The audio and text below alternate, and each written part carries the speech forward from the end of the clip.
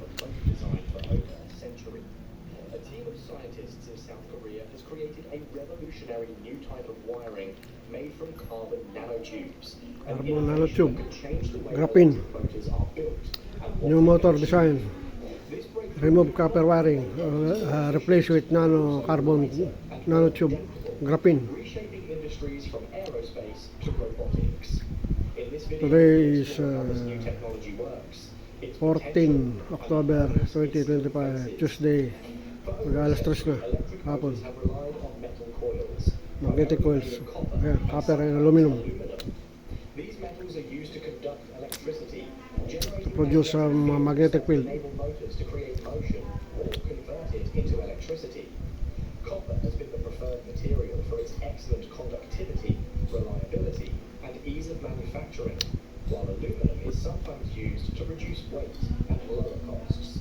Despite their advantages, as the world moves toward more efficient, lightweight, and sustainable technologies, these metals are starting to show their limitations. In industries such as aerospace, where every gram counts, and in consumer electronics or wearable devices that require flexibility, lightness, and smaller designs, traditional wiring materials can be a significant drawback. The challenge arises: how can we move beyond these conventional materials? What if we could eliminate the need for copper and Aluminum. This is where the future of electric motor design could take a radical turn, using Carbon alternative materials nanotube. for enhanced performance and sustainability. Enter carbon Carbon nanotubes. nanotube, graphene. Researchers at the Korean Institute of Science and Technology, KIST, have discovered a breakthrough material that could transform the electric motor industry.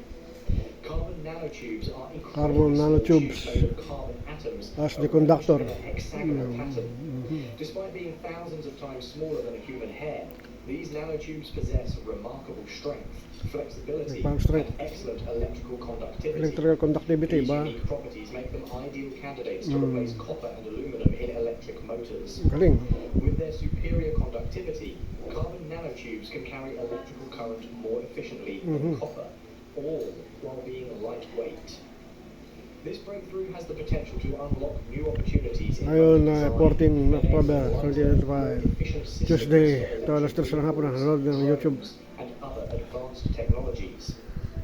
As researchers continue to refine this technology, carbon nanotubes could become the key material for next-generation motors across Carbon nanotube, various key industries. material, the next KIST team's new electric wiring motors. material is made by arranging carbon nanotubes into usable cables through a unique manufacturing process known as Leotropic liquid Litropic crystal. liquid crystal.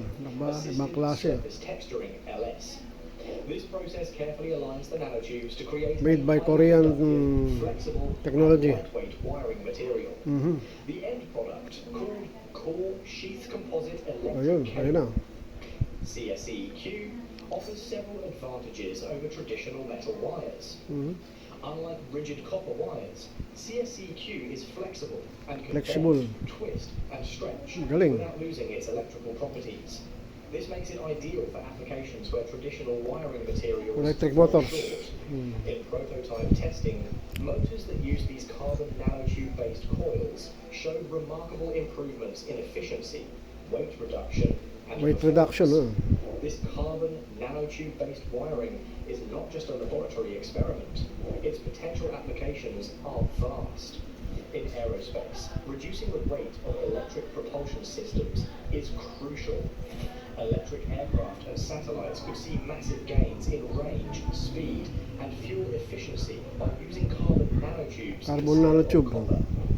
Similarly, in electric vehicles, EVs, which typically rely on hundreds of kilograms of copper wiring, switching to lighter materials could enhance vehicle performance, extend battery life, and reduce production costs.